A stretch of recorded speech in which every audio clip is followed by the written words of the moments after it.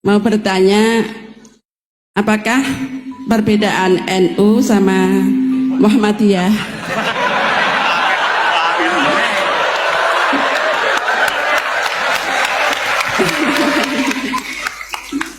Tadi kan dijabarkan, terus dalam sholat subuh itu kan ada yang pakai doa kunut, ada yang enggak.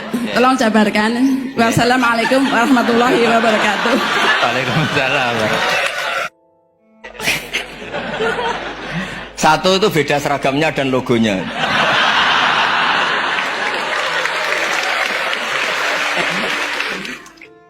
Kedua, nama ketua umumnya. Ketiga, tanggal acara besarnya. Muktamar Muhammadiyah dan NU itu beda. Sudah beda satu abadnya.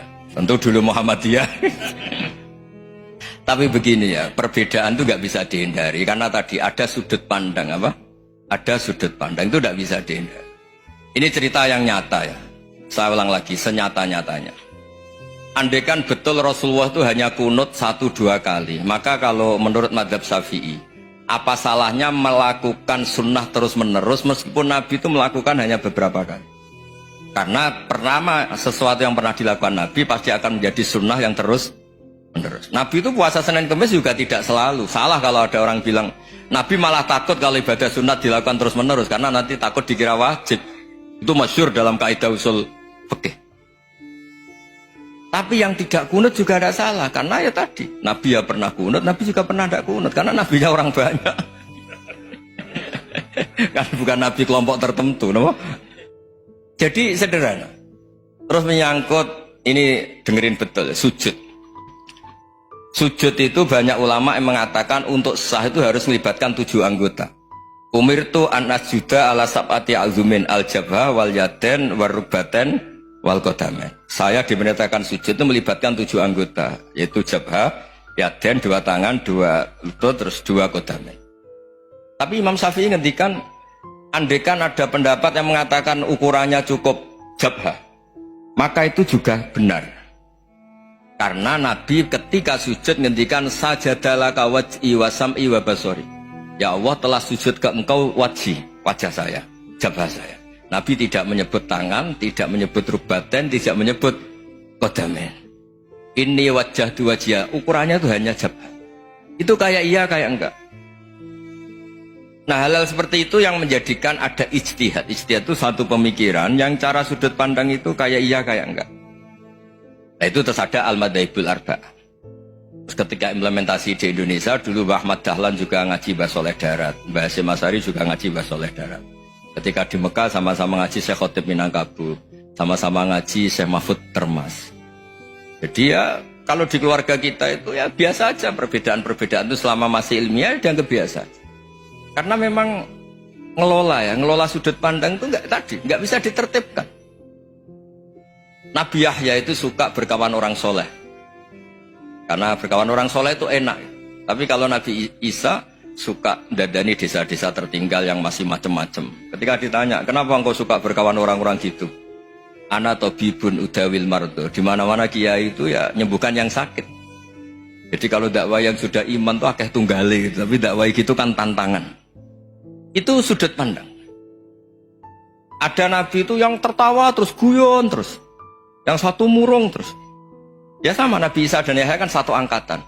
Mali aroka dohikan fakaan nama tak manumin makrillah. Kamu kok tertawa-tawa terus, seakan-akan nggak ada adab saja.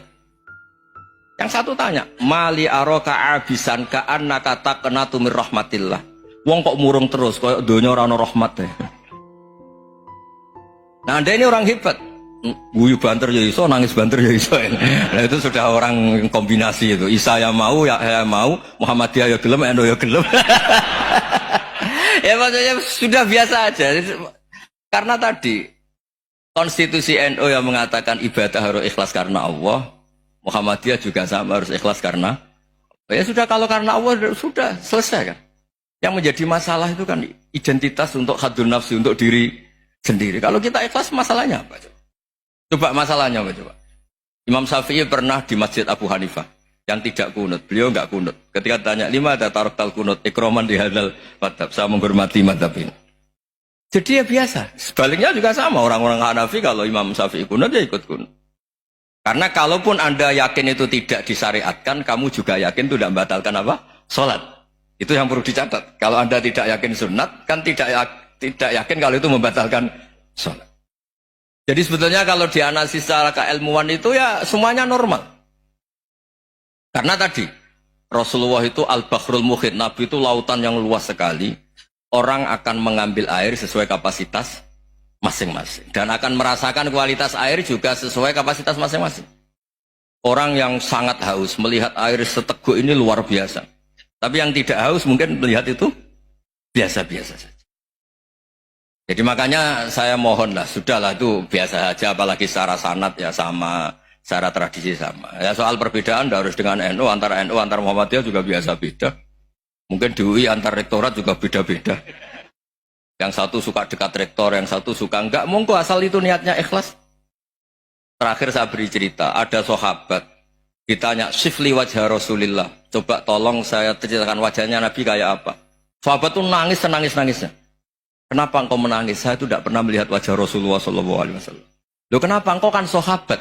Sungkan. Sebagai bentuk penghormatan saya tidak berani melihat wajahnya.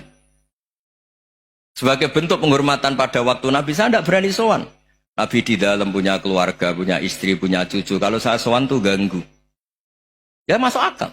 Bentuk hormat itu tidak ganggu kan.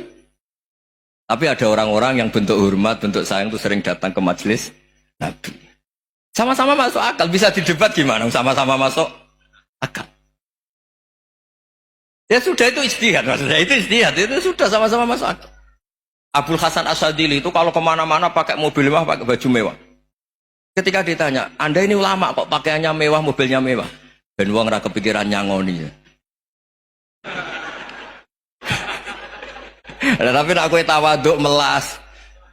Terus dibalik numbalmu sakit. Ngonang ra iso mulai kayak ini. Ya tapi misalnya semua gitu mesti ada yang salah paham, itu keangkuhan. Tapi kalau semuanya kelihatan gembel, nanti orang trauma jadi kiai. Takut kayak itu. Ya sudah, itu wilayah ijtihad, sudah tidak usah pokoknya sudah, yang penting ikhlas. Anda berani tanggung jawab nanti ketika ketemu Allah Subhanahu wa taala.